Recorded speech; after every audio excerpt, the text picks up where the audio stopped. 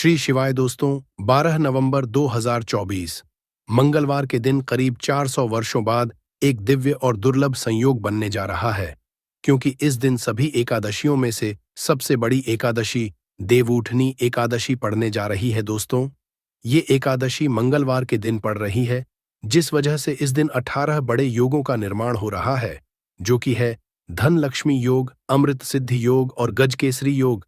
दोस्तों, इन 18 योगों के निर्माण की वजह से इस एकादशी पे भगवान विष्णु और महालक्ष्मी की असीम कृपा बरसने वाली है।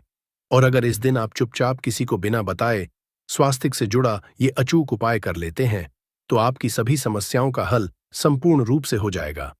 दोस्तों, एक साल में करीब 24 एकादशी पड़ती है और 12 नवंबर को पड़ने वाली एकादशी सभी एकादशियों में सबसे बड़ी मानी जाती है। इस दिन स्वास्थ्य से जुड़ा ये अचूक उपाय आपकी हर परेशानी को हल कर देगा, चाहे वो धन को लेके हो या सेहत या संतान की प्राप्ति को लेके। इसीलिए दोस्तों, वीडियो को आखिर तक जरूर देखें। और दोस्तों, अगर आप भी अपने जीवन में भगवान श्री हरि विष्णु की कृपा पाना चाहते हैं, तो इस वीडियो को लाइक करके कमेंट में जय श्री हरि जय मां लक्ष्मी लिखना ना भूले। दोस्तों, हर साल कार्तिक मास के शुक्ल पक्ष की एकादशी तिथि को देवउठनी एकादशी मनाई जाती है। देवउठनी एकादशी का दिन श्री हरि विष्णु को समर्पित है।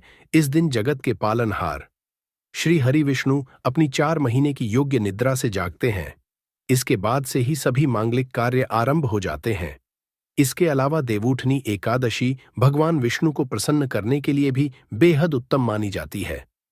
इस दिन भगवान विष्णु को प्रसन्न करने के लिए कुछ लोग व्रत रखते हैं और पूजा करते हैं। इस दिन सच्ची श्रद्धा और भक्ति भाव से भगवान विष्णु की पूजा करने से सभी मनोकामना पूर्ण होती है। दोस्तों, स्वास्तिक अत्यंत प्राचीन काल भारतीय संस्कृति में कल्याणकारी चिन्ह समझा जाता रहा है। इसीलिए किसी भी शुभ कार्य को करने से पहले स्वास्तिक चिन्ह अंकित करके उसका पूजन किया जाता है। मान्यता है कि ऐसा करने से कार्यों में सफलता मिलती है, क्योंकि स्वास्तिक के चिन्ह को शुभता का चिन्ह समझा जाता है। स्वास्तिक सुर का से बना है सुका अर्थ अच्छा, अस का अर्थ सत्ता या और का अर्थ करता या करने वाले से है।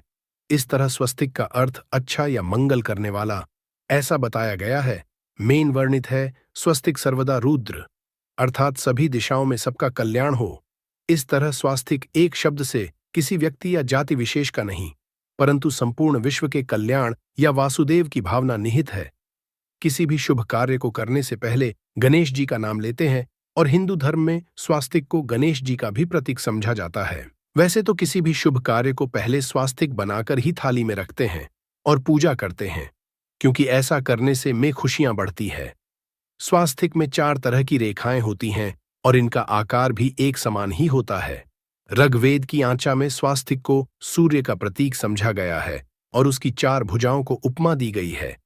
पौराणिक मान्यता है कि 4 दिशाओं यानी पूर्व, पश्चिम, उत्तर, दक्षिण की ओर ये 4 भुजाएं इशारा करती है और हिंदू धर्म में इनको 4 वेदों से जोड़कर भी कहा जाता है, यानी ऋग्वेद, यजुर्वेद, अथर्ववेद और सामवेद। स्वास्तिक की 4 रेखाएं सृष्टि से रचनाकार भगवान ब्रह्मा के 4 सिरों को दर्शाती है और 4 पुरुषार्थ यानी 4 आश्रम, 4 लोग, 4 देवों यानी ब्रह्मा, विष्णु, महेश और गणेश की तुलना भी की गई है। इसके मध्यम में जो बिंदु है भगवान विष्णु की नाभि मानी जाती है, जिसमें से भगवान ब्रह्मा प्रकट होते हैं। और स्वास्तिक की 4 रेखाएं एक घड़ी की चलती है, जो संसार की सही दिशा में चलने का प्रतीक है। ये है स्वास्थ्य महत्ता। इस एकादशी के दिन घर के मुख्य द्वार पर शुभ मंगल चिन्ह स्वास्तिक स्वरूप बनाए। आप चावल और कुमकुम की सहायता से बना सकते हैं, चावल और हल्दी के घोल से बना सकते हैं, या फिर कुमकुम यानी सिंदूर और घी, सिंदूर और तेल मिलाकर के भी बना सकते हैं। ऐसा करने से वास्तु दोष दूर हो जाता है। इससे मनोकामनाओं की पूर्ति हो जाती, घर से क्लेश, कलह, बेचैनी दूर हो जाती है। तंत्र मंत्र क्रिया से भी रक्षा होती है। इसे शुभ कार्य के पहले अंकित किया जाता है, क्योंकि स्वास्तिक को मान सम्मान, सफलता और उन्नति का प्रतीक समझा जाता है। स्वास्तिक हर दिशा से देखने पर एक ही सम्मान लगता है। आपने उल्टा स्वास्तिक की देखा होगा, परंतु उल्टा स्वास्तिक के उपाय अलग होते हैं और सीधे स्वास्तिक के उपाय अलग होते हैं। अगर जीवन बहुत परेशानियां हो तो एकादशी के दिन तांबे या चांदी का स्वास्तिक प्राण प्रतिष्ठा करवाकर घर की चौखट पर लगवा दो। बाजार से अलग अलग साइज के मिल जाते हैं, उसे लाकर पूजा घर में रखकर पूजा करें। इससे घर में लक्ष्मी का वास हो जाता है। लक्ष्मी प्राप्ति हेतु चांदी का स्वास्तिक नवरात्रों में भी लगाया जाता है, परंतु सबसे अच्छा है कि सिंदूर और घी या तेल मिलाकर के ये या फिर चावल और हल्दी के घोल से बना दे कि मुख्य द्वार पर स्वास्तिक बनाते हैं तो ज्यादा बड़ा मत बनाइए। 9 अंगुल से बड़ा बिल्कुल नहीं होना चाहिए। 18 4 अंगुल का बनाइए, ये उत्तम होगा। अगर आपके घर के सामने पेड़ या खंभा है तो वास्तु दोष उत्पन्न होता। ऐसे में वास्तु दोष के प्रभाव को स्वास्तिक रोकता है। स्वास्तिक का चिन्ह देवता को प्रसन्न करने के लिए खासकर बनाया जाता है। एकादशी तिथि पर आप थाली में या चौकी पर स्वास्तिक बनाकर उस पर मूर्ति करते हैं तो देवता प्रसन्न हो जाते हैं। आप चाहे तो घर के मंदिर में इष्ट देवता के पास स्वास्तिक का चिन्ह रख सकते हैं। तो दोस्तों, स्वास्तिक के कौन कौन से उपाय घर में लाते हैं, धन प्राप्ति कराते हैं, जानते हैं इस वीडियो में। परंतु दोस्तों, उससे पहले आपसे रिक्वेस्ट करते कि वीडियो को लाइक जरूर करिएगा, दोस्तों को शेयर कर दीजिएगा, और अगर अभी तक आपने चैनल को सब्सक्राइब नहीं किया है तो चैनल को सब्सक्राइब करके बेल आइकॉन जरूर दबाइएगा। दोस्तों, देवोत्थान एकादशी पर मुख्य द्वार की दहलीज के दोनों तरफ स्वास्तिक का चिन्ह बनाकर उसकी पूजा करें। स्वास्तिक पर चावल की ढेरी बनाएं और एक एक सुपारी रख दे। तो ऐसा करने से अपार धन की प्राप्ति होती है, कार्यों में सफलता मिलती है। इस एकादशी के दिन नहाने के पानी में तुलसी का पत्ता या बेलपत्र डालकर नहाइए। ये स्नान के जल में जब आप बेलपत्र डाल देते हैं तो सभी तीर्थ स्थानों में स्नान करने सम्मान पुण्य फल आपको हासिल हो जाते हैं। आप चाहे तो में कुशा घास भी डालकर नहा सकते हैं। देवउठनी एकादशी पर भगवान श्री हरि विष्णु जी के साथ ही महालक्ष्मी और भगवान शिवा की पूजा करें। इस दिन इनके संयुक्त पूजन से आपके जीवन की सारी परेशानियां समाप्त हो जाती हैं। इस दिन आप अपने घर के पूजा स्थान पर एक में कुमकुम से स्वास्तिक बना लें। स्वास्तिक के ऊपर थोड़े से अक्षत और एक सुपारी रख दे। इसे 21 दिन तक वहीं रहने दे। बाद में सुपारी को उठाकर की मूर्ति के पास रख दे। 21 दिन तक ये बने रहने से आपके जीवन में धन की कभी कमी नहीं होती। इस एकादशी पर आप यह उपाय कर लेंगे तो लंबे समय तक यह आपको लाभ देता रहेगा। पितरों की कृपा पाने के लिए भी स्वास्तिक काम आता है। इसके लिए स्वास्तिक का चिन्ह घर के मुख्य द्वार के गोबर से बनाना चाहिए। इससे घर की सुख शांति बनी रहती है, पितरों की कृपा बरसती है। दोस्तों, कहा जाता है कि एकादशी के दिन पीपल की जड़ में अगर एक लोटे जल में एक चुटकी काले तिल और थोड़ी सी शक्कर डालकर जल अर्पित करें तो इससे पितृदेव की विशेष कृपा मिलती है और धन लक्ष्मी भी प्रसन्न हो जाती है। धन, दौलत, सुख, समृद्धि, यश, मान, सम्मान में वृद्धि होती चली जाती है। अगर आपकी कोई विशेष मनोकामना है, उस मनोकामना की पूर्ति के लिए आप एक विशेष उपाय कर सकते हैं। दोस्तों, कई बार लंबे समय तक हम किसी मनोकामना को लेकर चलते हैं, अनेक प्रयासों बाद भी पूर्ण नहीं हो पाती। ऐसे में एकादशी के दिन आप आसपास के किसी भी मंदिर में जाकर मंदिर की दीवार पर सिंदूर से उल्टा स्वास्तिक बना दें। मनोकामना पूर्ति की प्रार्थना भगवान से करें, जरूर पूर्ण हो जाएगी। और जब आपकी मन्नत पूरी हो जाए तब जाकर वहीं पर सीधा स्वास्तिक बना दे और भगवान को धन्यवाद दे। इस एकादशी पर भगवान श्री हरि की पूजा करेंगे तो उन्हें 2 हल्दी की गांठें जरूर अर्पित की और बाद में हल्दी की गांठ को पिल्ले कपड़े में लपेटकर तिजोरी में रख दे। आपने पहले भी हल्दी की गांठें रखी हुई है तो उसको ही पूज करके वापस रख दे। दोस्तों, एकादशी पर विष्णु जी की पूजा में उन्हें केसर कमल का पुष्प के लिए गेंदे का फूल अर्पित करें। जिस थाल को आप गन्ने से बजाएंगे उस थाल में भी सिंदूर से एक स्वास्तिक का चिन्ह जरूर बना ले। उस स्वास्तिक के दोनों तरफ 2 खड़ी रेखाएं भी बनाए। फिर उस थाली को हुए प्रभु को जगाए, मंगलाचार कीजिए। ये स्वास्तिक का चिन्ह आपके जीवन की सारी परेशानियों को दूर करेगा। जीवन में खुशियां। देवोत्थान एकादशी के दिन विशेष मंत्र का जाप जरूर करें। आप मंत्र का जाप कर सकते हैं या फिर विष्णु जी के महामंत्र ओम नमो भगवते वासुदेवाय का इसमें से किसी भी एक मंत्र का जाप कर सकते हैं। जो भी मंत्र आसान लगे उसका जाप कर लें। देवोत्थान एकादशी के दिन अपनी मनोकामना की पूर्ति के लिए ये उपाय कर सकते हैं। आप तुलसी में जब जल अर्पित करेंगे तब 1 लोटे में जल लेकर उसमें चुटकी हल्दी, 2-4 बूंदें दूध, थोड़ी सी मिश्री और 1 चुटकी अक्षर डालकर ही अर्पित करें। और शाम के समय तुलसी के समक्ष घी का दीपक जलाए। इस दीपक में 1 सिक्का रख दें और बाद में इस सिक्के को उठाकर संभाल के रखें। तुलसी को विष्णु प्रिया भी कहते हैं, इसलिए देवता जब जागते हैं तो सबसे पहले प्रार्थना तुलसी की सुनते हैं। वैसे ये सिक्का रोज के दीपक में भी आप डालकर दीपक जला सकते हैं। ऐसा करने से सिक्का सिद्ध हो जाएगा। फिर जब भी महत्वपूर्ण काम से आप घर से बाहर है तो इस सिक्के को साथ में रखकर निकले। आपको कार्य में सिद्ध जरूर हासिल मिलेगी। इस दिन दीपक का उपाय जरूर ही करें। एक दीपक घर के मुख्य द्वार पर अंदर की तरफ से या फिर पास के किसी मंदिर में, एक दीपक तुलसी के नीचे, एक दीपक अपने घर के पूजा स्थान पर इस दिन जरूर जलाए। पूजा के बाद आरती जरूर करें। आरती की थाल में कुमकुम से स्वास्तिक बनाकर उस पर फूलों की पंखुड़ी और थोड़े अक्षत रखकर फिर दीपक जला प्रभु की आरती करें। सर्वोत्तम होगा, परंतु याद रखें कि भगवान श्री हरि विष्णु को अक्षत अर्पित नहीं किए जाते, मां लक्ष्मी को अर्पित किए जाते हैं। अगर विष्णु जी को अर्पित करना चाहते हैं तो हल्दी से रंगाकर ही पीले अक्षत अर्पित करें। तो दोस्तों, विधि विधान से इस दिन पूजा आराधना करें, स्वास्तिक के उपाय जरूर करें और विष्णु जी के साथ ही शिवाजी और माता लक्ष्मी की असीम कृपा पाकर को सुंदर बनाए। दोस्तों, भगवान विष्णु की कृपा के लिए देवउठनी एकादशी के दिन स्नान करते समय पानी में एक चुटकी हल्दी डाल लें। इसके बाद स्नान करें और पीले रंग के वस्त्र धारण करके भगवान विष्णु की विधि विधान से साधना करें। देवउठनी एकादशी के दिन श्री हरि का सबसे पहले गाय के दूध से और फिर शंख में गंगा जल भरकर स्नान कराए। इसके बाद उन्हें पीले रंग के वस्त्र अर्पित करें। मान्यता कि देवउठनी एकादशी के दिन ऐसा करने से भगवान विष्णु का विशेष आशीर्वाद हासिल होता है। देवउठनी एकादशी के दिन भगवान विष्णु की पूजा करते समय उन्हें केसर अथवा पीले चंदन या हल्दी का तिलक लगाए। साथ ही साथ भगवान विष्णु के प्रिय पीले रंग के फूल और पीले फल चढ़ाए।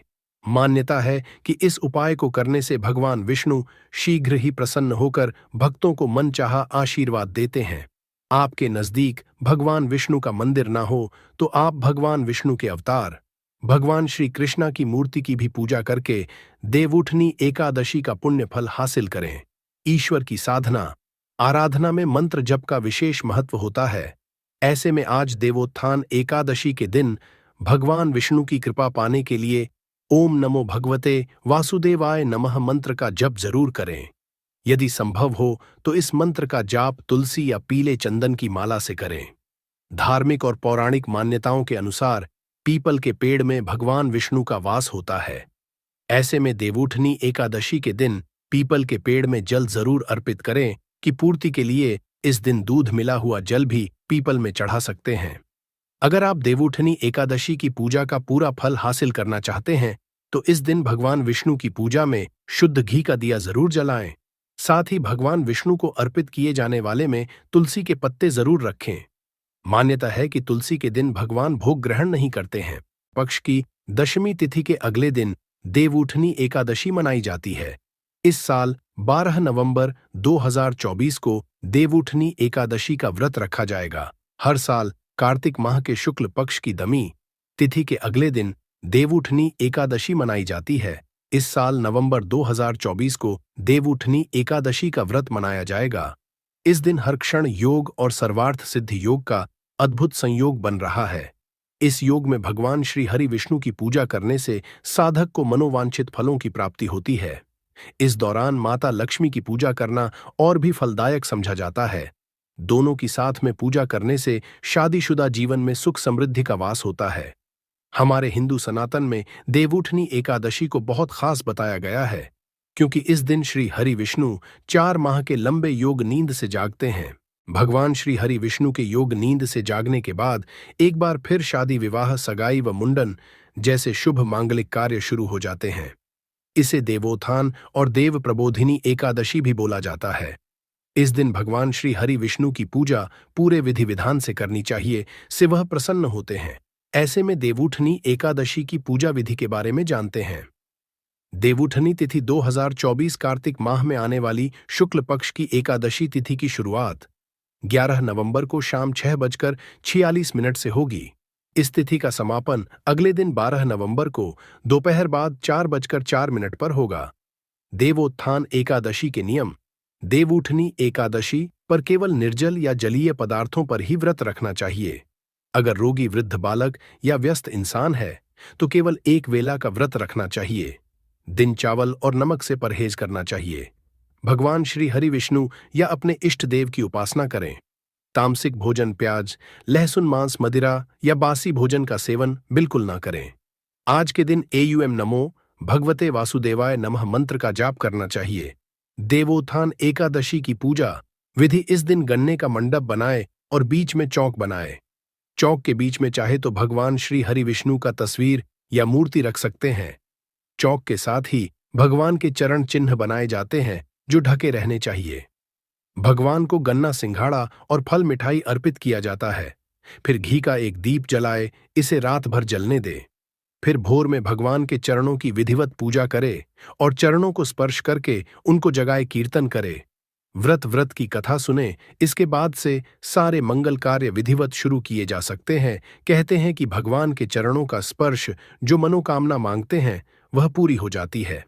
देव उठने के बाद तुलसी विवाह: भगवान श्री हरि विष्णु के योग नींद से जागने के बाद उनके शालिग्राम स्वरूप का तुलसी माता से विवाह कराया जाता है। भगवान श्री हरि विष्णु को तुलसी सर्वाधिक प्रिय है। इस दिन मात्र तुलसी दल अर्पित करने से भगवान श्री हरि विष्णु को प्रसन्न किया जाता है। इसके पीछे प्रकृति के संरक्षण और विवाहिक सुख की भावना होती है। जो इसे संपन्न कराते हैं उन्हें विवाहिक सुख प्राप्त होता है। एकादशी के दिन यथाशक्ति अन्न दान करें, परंतु खुद किसी अन्य का दिया हुआ अन्न कदापि ग्रहण न करें। किसी कारणवश निराहार रहकर व्रत करना संभव ना हो तो एक बार भोजन करें। इस दिन दूध या जल का सेवन कर सकते हैं। एकादशी व्रत में शकरकंदना, नारियल, काली मिर्च, सेंधा, नमक, दूध, बादाम, अदरक, चीनी आदि पदार्थ खाने में शामिल कर सकते हैं। का व्रत रखने वालों को दशमी के दिन मांस, लहसुन, प्याज, मसूर की दाल आदि निषेध वस्तुओं का सेवन नहीं करना चाहिए। एकादशी के दिन प्रांत लकड़ी का दातुन न करें। इस दिन वृक्ष से पत्ता तोड़ना वर्जित है, अतः खुद गिरा हुआ पत्ता लेकर सेवन करें। नींबू, जामुन या आम के पत्ते लेकर चबा लें और अंगुली से कंठ साफ कर लें। यदि यह संभव ना हो तो जल से 12 बार कुल्ले कर लें। एकादशी 11 के दिन व्रत इंसान को गाजर, शलजम, गोभी, पालक आदि का सेवन नहीं करना चाहिए। एकादशी पर भगवान श्री हरि विष्णु की पूजा में मीठा पान अर्पित किया जाता है, परंतु इस दिन पान खाना भी वर्जित है। फलों में केला, आम, अंगूर, बादाम, पिस्ता आदि अमृत फलों का सेवन करें। सूखे मेवे जैसे बादाम, पिस्ता आदि का सेवन किया जाता है। एकादशी तिथि पर जौ, बैंगन और सेमफली नहीं खानी चाहिए। इस व्रत में सात्विक भोजन करें। मांस, मदिरा या कोई भी नशीले पदार्थ का सेवन नहीं करें। प्रत्येक वस्तु भगवान श्री हरि विष्णु को भोग लगाकर तथा तुलसी दल छोड़कर ग्रहण करना चाहिए। देव उठनी एकादशी के दिन क्या ना करें? देव उठनी एकादशी के दिन भगवान श्री हरि विष्णु नींद से जागते हैं और इसी के साथ सारे शुभ कार्य शुरू होते हैं। ऐसा बोला जाता है कि देव उठनी एकादशी पर दोपहर में नहीं सोना चाहिए। हमारे सनातन धार्मिक ग्रंथों में गया है कि इस दिन भगवान श्री हरि विष्णु की भक्ति में लीन रहना चाहिए। देवउठनी एकादशी के दिन किसी भी इंसान को भूल से भी चावल नहीं खाना चाहिए। चावल से बनी चीजों से भी इस दिन दूर ही रहना चाहिए। पंडितों का कहना है कि चावल खाने से मन और शरीर स्थिर नहीं रहता है। देवउठनी एकादशी के दिन लहसुन और प्याज के सेवन से भी बचना चाहिए, क्योंकि यह दोनों तामसिक भोजन में आते हैं। यदि आपने व्रत नहीं भी है तो कोशिश करें कि सात्विक भोजन ही करें। देवउठनी एकादशी के दिन व्रतधारी को किसी के प्रति द्वेष की भावना नहीं रखनी चाहिए। हो सके तो इस दिन घर या घर के बाहर किसी से लड़ाई झगड़ा ना करें। समझा जाता है कि ऐसा करने से भगवान श्री हरि विष्णु और माता लक्ष्मी नाराज हो जाते हैं। इस दिन अगर आप बूढ़े बुजुर्गों की सहायता करते हैं तो ऐसा करने से भगवान श्री हरि विष्णु और माता लक्ष्मी प्रसन्न होती हैं। इसीलिए बुजुर्गों मान ना करें और उन्हें दुत्कार नहीं। देवउठनी एकादशी के दिन भूल से भी माता तुलसी माता के पौधे को नहीं छूना चाहिए, क्योंकि इस दिन माता तुलसी और शालिग्राम का विवाह होता है, ना ही तुलसी तोड़नी चाहिए। ऐसी भी समझा जाता है कि एकादशी के दिन तुलसी माता पर जल नहीं चढ़ाना चाहिए, क्योंकि तुलसी माता व्रत रखती हैं और इससे उनका व्रत टूट जाएगा। देवउठनी एकादशी के दिन क्या करें? देवउठनी एकादशी वाले दिन सुबह उठकर स्नान करें, उसके बाद सूर्य देव को अर्घ्य देकर एकादशी व्रत का संकल्प करें। जीवन में सुख समृद्धि बनी रहे, यह सभी चाहते हैं। तो आप इस दिन भगवान श्री हरि विष्णु को दूध में केसर डालकर उनका अभिषेक करें। अंत में भगवान श्री हरि विष्णु की आरती करें। इस उपाय को करने से भगवान श्री हरि विष्णु प्रसन्न होते हैं। आपको जीवन में सफलता मिले, इसके लिए आप इस दिन भगवान श्री हरि विष्णु की विधि विधान से पूजा करें, दान पुण्य करें। सौभाग्य प्राप्ति के लिए स्त्रियां इस दिन रखती हैं। हो सके तो व्रत वाले दिन आप विष्णु सहस्त्र का पाठ करें। देवउठनी एकादशी पर भगवान श्री हरि विष्णु को सफेद रंग का भोग लगाए। इस दिन खीर या सफेद रंग की कोई भी मिठाई का भोग लगाने से भगवान श्री हरि विष्णु प्रसन्न होते हैं। देवउठनी एकादशी वाले दिन आप निर्जला व्रत रखें, परंतु अगर आप गृहस्थ जीवन में है तो फलाहारी व्रत रख सकती है। इस दिन ब्राह्मणों को दान दक्षिणा देकर उन आशीर्वाद प्राप्त करें। देवउठनी एकादशी पर तुलसी माता पर चढ़ाए। इस रंग के कपड़े हमारे हिंदू सनातन में सभी देवी देवता को पूजा करने के साथ भोग और कपड़े आदि चढ़ाने की परंपरा है। ठीक उसी तरह तुलसी माता को भी माता लक्ष्मी का स्वरूप समझा जाता है, इसलिए उन्हें भी कपड़े अर्पित किए जाते हैं। चढ़ाए लाल रंग के कपड़े, तुलसी माता के पौधे में लाल रंग की चुनरी चढ़ाना फलदायक समझा जाता। हमारे सनातन ज्योतिष शास्त्र के लिहाज से लाल रंग मंगल का प्रतिनिधित्व करता है। हमारे सनातन शास्त्रों के अनुसार देवउठनी एकादशी के दिन तुलसी माता को लाल रंग के कपड़े चढ़ाना चाहिए। ऐसे में अगर किसी के कर्मों के कारण मुंह से अपशब्द भी निकल रहे होते हैं तो उन्हें भी यह लाल कपड़े रोक लेते हैं। इसके साथ ही धन संपदा, सुख समृद्धि की प्राप्ति होती है। चढ़ाए लाल रंग के कपड़े, तुलसी माता के पौधे में लाल रंग की चुनरी चढ़ाना फलदायक समझा जाता है। हमारे सनातन ज्योतिष शास्त्र के लिहाज से लाल रंग मंगल का प्रतिनिधित्व करता है। हमारे सनातन शास्त्रों के अनुसार देवउठनी एकादशी के दिन तुलसी माता को लाल रंग के कपड़े चढ़ाना चाहिए। ऐसे में अगर किसी के कर्मों के कारण मुंह से अपशब्द भी निकल रहे होते हैं तो उन्हें भी यह लाल कपड़े रोक लेते हैं। इसके साथ ही धन संपद, सुख समृद्धि की प्राप्ति होती है।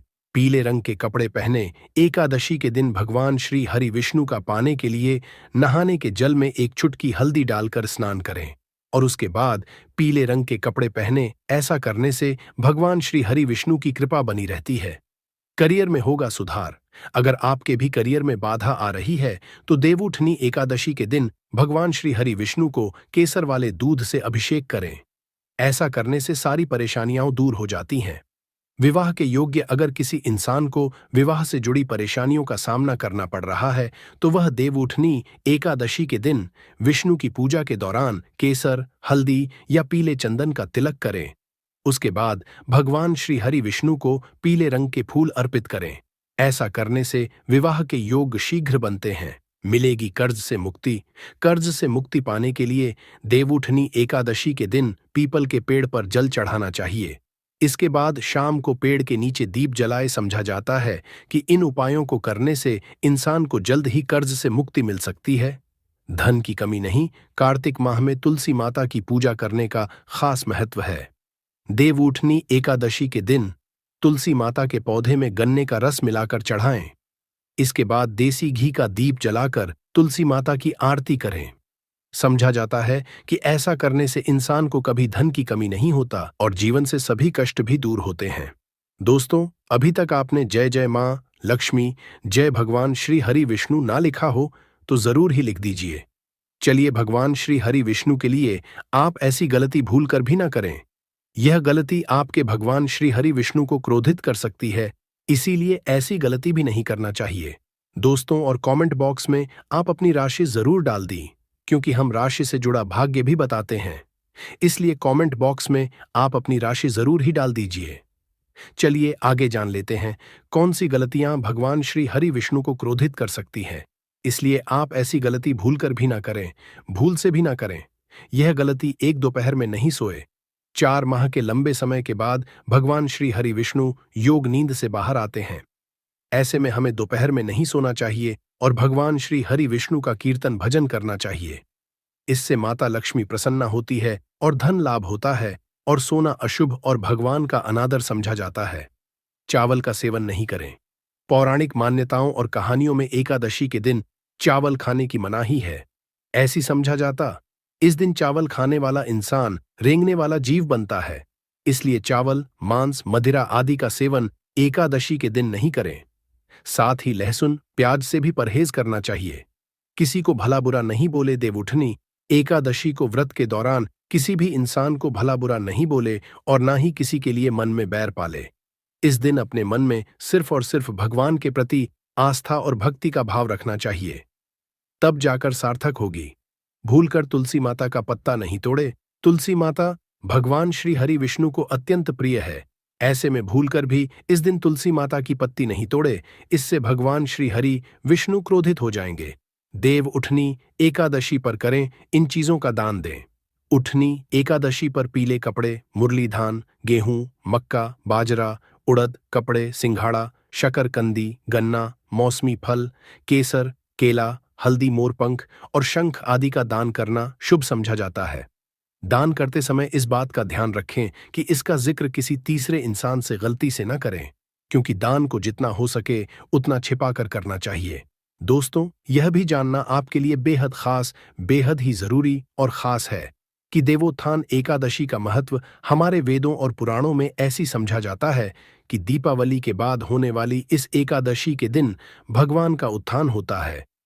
इसलिए उपनयन या गृह प्रवेश आदि जैसे सभी शुभ कार्य देवोत्थान 11 के बाद से शुरू होते हैं।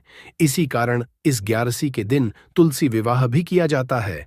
घरों में चावल के आटे से चाक बनाया जाता है तथा बांस के छत्र कैनपी के बीच भगवान श्री हरि विष्णु की पूजा की जाती है। इस दिन पटाखे भी जलाए जाते हैं।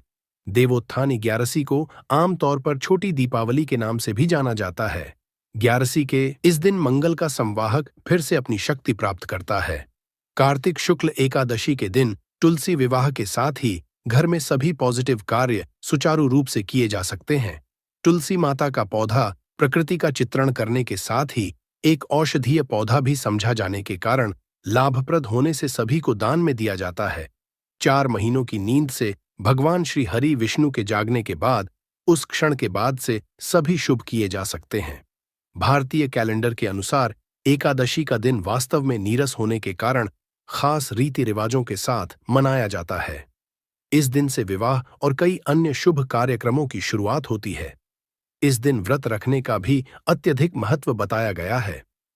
स्त्रियां तुलसी विवाह के दिन अपने लन को मलमल से सजाकर इस त्योहार को भजन और गीतों के साथ मनाती है।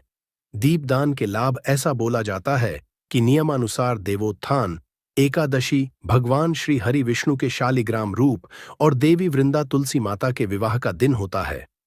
भगवान श्री हरि विष्णु की नींद के 4 महीनों के दौरान सृष्टि के कार्यों से मुक्त होने पर, भगवान रुद्र के शांत हो जाने पर, भगवान श्री हरि विष्णु 4 महीनों लंबी नींद से जागने के बाद ब्रह्मांड के प्रबंधन कार्यों को फिर से शुरू करते हैं।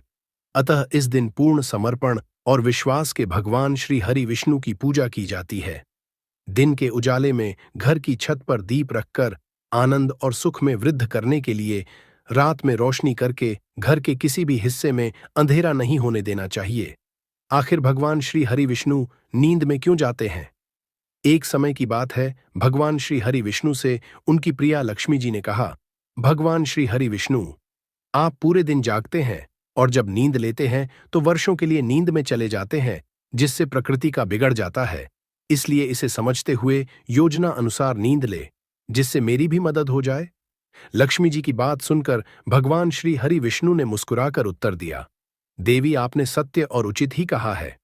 मेरे जागने से अन्य सभी देवताओं को और विशेष रूप से आपको मेरी सेवा के कारण विश्राम नहीं मिल पाता है। आज से मैं वर्षार्थ में 4 महीनों के लिए नींद में जाऊंगा, जो अल्प नींद और योग नींद कहलाएंगे, जिससे मेरे अनुयायियों पर परम कृपा बनी रहेगी। इस अवधि के दौरान मेरी नींद की भावना का ध्यान रखने वाले सभी भक्तों के घरों में हमेशा आपके साथ वास करके कृपा बरसाऊंगा। तुलसी शालिग्राम विवाह कार्तिक मास में स्नान करने वाली स्त्रियों द्वारा एकादशी के दिन भगवान श्री हरि विष्णु, जिन्हें शालिग्राम के नाम से भी जाना जाता है, और विष्णु प्रिया तुलसी माता का विवाह कराया जाता है। तुलसी माता वृक्ष और शालिग्राम का विवाह समारोह सुंदर से मंडप में किया जाता है। समारोह के दौरान सहित विष्णु सहस्त्र नाम का पाठ किया जाता है। हमारे सनातन शास्त्रों के अनुसार इस तुलसी शालिग्राम विवाह को मनाने का कारण सुखी शादीशुदा जीवन और पुण्य की प्राप्ति होता है। कार्तिक मास में तुलसी माता वृक्ष दान करने से बड़ा कोई दान नहीं होता। पृथ्वी लोक में जो इस तरह है, वृंदावनी वृंदा, विश्व पूजिता, विश्व पावनी, पुष्प सारा नंदिनी, कृष्ण जीवनी और तुलसी माता। भगवान श्री हरि के पवित्र प्रसाद में तुलसी पत्र का होना अनिवार्य होता है और भगवान की माला और चरणों में तुलसी पत्र अर्पित किए जाते हैं। देवोत्थानी एकादशी पौराणिक व्रत कथा। एक बार एक राजा था और उसके राज्य में सभी एकादशी का व्रत रखते थे। एकादशी के दिन पशुओं सहित कोई भी भोजन नहीं दिया जाता था। एक दिन दूसरे राज्य से एक आदमी ने राजा के पास आकर नौकरी पर रखने का अनुरोध किया। राजा ने उसे नौकरी पर रखने की देने से पहले शर्त रखी कि उसे एकादशी के दिन को छोड़कर प्रत्येक दिन भोजन दिया जाएगा। उस समय उस आदमी ने राजा की शर्त मान ली, परंतु एकादशी के दिन जब उसे फल दिए गए तो उसने फल लेने से मना कर दिया और राजा के पास जाकर विनती की कि यह फल उसके लिए पर्याप्त नहीं है और वह भूख से मर जाएगा, और उसने राजा से खाना देने की विनती की। इसके बाद राजा के शर्त याद दिलाने के बाद भी वह खाना छोड़ने के तैयार नहीं हुआ, इसलिए राजा ने उसे आटा, दाल, चावल आदि दे दिए। राजा से भोजन प्राप्त करने के बाद उस आदमी ने सामान्य रूप से नदी में स्नान करके भोजन तैयार करना शुरू किया। भोजन बन जाने के बाद वह भगवान को आकर खाने के लिए बुलाने लगा। उसके पुकारने पर भगवान पीतांबर धारण करके चतुर्भुज रूप में आए और उसके साथ प्रेम से भोजन करने लगे। भोजन करने के बाद भगवान वहीं रुक गए और वह व्यक्ति काम पर चला गया। 15 दिन के बाद दोबारा एकादशी आने पर उस आदमी ने राजा से दुगनी मात्रा में भोजन देने की विनती की। कारण पूछने पर उसने राजा को उत्तर दिया कि वह उस दिन भूखा रहा, क्योंकि भगवान ने भी उसके साथ भोजन किया था, जो 2 लोगों के लिए पर्याप्त नहीं था। यह सुनकर राजा आश्चर्यचकित रह गया तथा विश्वास करने को तैयार नहीं था कि भगवान उस आदमी के साथ भोजन करते हैं। राजा बोला कि एकादशी का व्रत रखते हैं, भगवान की पूजा करते हैं, परंतु भगवान कभी भी उनके सामने प्रकट नहीं हुए। यह सुनने के बाद उस आदमी ने कहा कि अगर उन्हें विश्वास नहीं है तो वह उसके साथ चले और वृक्ष के पीछे छिपकर वहां जो कुछ हो रहा है उसे देख लें। उस आदमी के सच और झूठ को जानने की इच्छा से राजा नदी के पास जाकर पेड़ के पीछे छिप गए। हमेशा की तरह आदमी ने खाना पकाया और शाम तक भगवान को पुकारता रहा। भगवान नहीं आए। आखिरकार उस आदमी ने भगवान से प्रार्थना की कि यदि वह नहीं आए तो वह नदी में कूदकर अपनी जान दे देगा, परंतु भगवान फिर भी नहीं आए। तब वह खुद मरने के लिए नदी की तरफ चलने लगा। जीवन समाप्त करने की उसकी दृढ़ इच्छा शक्ति जानकर भगवान ने जल्दी से प्रकट होकर उसे ऐसा करने से रोका और फिर दोनों ने एक साथ भोजन का आनंद लिया। भोजन करने के बाद भगवान उसे अपने विमान से अपने धाम ये देखकर राजा को एहसास हुआ कि जब तक मन शुद्ध ना हो तब तक व्रत करने का कोई लाभ नहीं है। इससे राजा को सीख मिली और उसने भी शुद्ध मन से व्रत करना प्रारंभ किया और अंत में स्वर्ग को प्राप्त किया। देव उठनी एकादशी कथा। एक राजा के राज्य में सभी लोग आनंदपूर्वक रहते थे। हालांकि उसके राज्य में कोई भी अन्न या खाद्य पदार्थ न बेचकर सिर्फ फल बेचा करते थे। एक बार भगवान ने उनकी लेने का निर्णय किया और भगवान खुद एक सुंदर कन्या का रूप बदलकर मार्ग में बैठ गए। उसी समय राजा ने वहां से जाते हुए उसे देखकर पूर्ण आश्चर्य के साथ उससे पूछा, तुम कौन हो? तुम यहां क्यों बैठी हो? तब उस सुंदर महिला ने कहा कि मैं बेसहारा हूं और इस शहर में मेरी कोई पहचान न होने के कारण मैं किसी से मदद नहीं मांग सकती हूं। राजा उसके रूप पर आकर्षित होकर बोला, तुम मेरे महल में रानी बनकर क्यों नहीं रहती? तब उस सुंदर महिला ने कहा, मैं तभी आपकी बात मानूंगी जब आप अपनी सभी जिम्मेदारियां मुझे सौंप देंगे। साथ ही मेरे पास आपके राज्य के सभी अधिकार होंगे। मैं जैसा खाना बनाऊंगी आपको खाना होगा। राजा अत्यधिक आसक्त होने के कारण उसकी सभी बातों पर सहमत हो गए। अगले दिन एकादशी थी और रानी ने बाजार में खाना बेचने का आदेश दिया तथा मछली और मटन पकाकर राजा से खाने को कहा। तब राजा यह देखकर कि आज एकादशी को वह केवल फल खाएंगे, उसी क्षण रानी ने उसे वादे की याद दिलाकर कहा, या तो आप खाना खाइए, अन्यथा मैं आपके बड़े बेटे का सिर काट दूंगी। इस विषय पर राजा ने इस समस्या को अन्य रानी के साथ साझा करने का निर्णय करके स्थिति को स्पष्ट किया। तब रानी बोली, प्रिय राजन, आपको उदास नहीं होना चाहिए और आपको अपने सदाचार और नैतिकता को नहीं छोड़ना चाहिए। इसलिए उन्होंने अपने बेटे का बलिदान देने की सलाह दी। उस समय बेटे कर अपनी मां की आंखों में अश्रु का कारण पूछा। इस सब का कारण जानने के बाद उसने अपना सिर बलिदान करने के लिए सहमत होकर कहा कि आपको नैतिकता और सदाचार का सम्मान और रक्षा करनी चाहिए। तब राजा के इस पर सहमत होने पर भगवान श्री हरि विष्णु ने प्रकट होकर कहा, मैं तुम्हारे मूल्यों से प्रभावित हूं, तो मुझसे कोई भी आशीर्वाद मांग सकते हो। तब राजा बोले कि आपकी दया से हमारे पास सब कुछ है, हम सबके मार्गदर्शन की अभिलाषा रखते हैं। यह कहकर राजा ने अपने पुत्र को सौंप दिया और तब उसका पुत्र दिव्यलोक की ओर चला गया। भक्तों, गाय माता को इस दिन गुड़ जरूर खिलाना चाहिए, आंचल में रोटी रखकर खिलाना चाहिए। बोला जाता है कि यह करने से हमारे सभी पाप, दुख, दर्द सभी नस नष्ट हो जाते हैं और हमें सुखों की प्राप्ति होती है, धन दौलत की प्राप्ति होती है। इसीलिए दोस्तों, इस उपाय को आपको जरूर चाहिए। दोस्तों, यह उपाय सबसे खास और सबसे चमत्कारी उपाय समझा जाता है। के झगड़े कैसे रोक सकता है? पर कहते हैं ना कि देखन में बस एक कपूर के 4 टुकड़े कर देने से हमारे घर का कलह शांत हो सकता है, लड़ाई रुक सकती है। और ये एक बहुत ही असरदार उपाय है। ये उपाय बहुत ही तेजी से काम करता है। जब भी आपके घर पे लड़ाई झगड़ा होगा न, तो आपको बस यही काम करना है। कुछ ही दिनों में आपके घर का माहौल बिल्कुल शांत हो जाएगा। घर के चारों कोनों का एक एक टुकड़ा रख देना है। जो भी आपके घर का गुस्सैल व्यक्ति होगा, न वो जो आपके घर में झगड़ा करता होगा, आप देखेंगे 15 दिन के भीतर उसका जो दिमागी संतुलन है वो सही तरीके से हो जाता है और वह कभी भी झगड़ा नहीं करना चाहेगा। किसी भी परिवार के सदस्य से वो अगर झगड़ा करता होगा तो वह अब नहीं करेगा। हाँ, थोड़ा सा समय लगेगा उसे पूरी तरह बदलने में। तो आप इस उपाय को करके देखिए, आपके घर का माहौल शांत हो जाएगा। अब दूसरा जो उपाय है, आपका दुकान है, पर आपकी दुकान पर ग्राहक अब कम होते जा रहे हैं, आपके काम में तरक्की नहीं हो रही है, या आप नौकरी करते हैं, आपकी नौकरी में तरक्की नहीं हो रही है, या आपको नौकरी की खोज है। नौकरी चाहे प्राइवेट हो या सरकारी हो, नौकरी नौकरी होती है, उससे हमारे घर का खर्चा चलता है। काम धंधा हो या नौकरी हो, उसके लिए ये उपाय आपका बहुत काम करता है। घर में अगर सुख, शांति, समृद्धि की आपकी कमी हो गई हो, आपके घर में पैसे रुपए नहीं बचते हो, आमदनी या ठानी और आपका 2-4 रुपया ज्यादा ही हो जाता हो, तो आपको क्या करना है? आपको करना, एक कांच का कटोरी ले लीजिए। कांच की कटोरी में आपको 7 पीस कपूर के डाल देने हैं, 7 पूरे के पूरे। 7 गोली कपूर की डालनी है, चाहे डालिए या गोल डालिए, 7 आपको कपूर डाल देना है।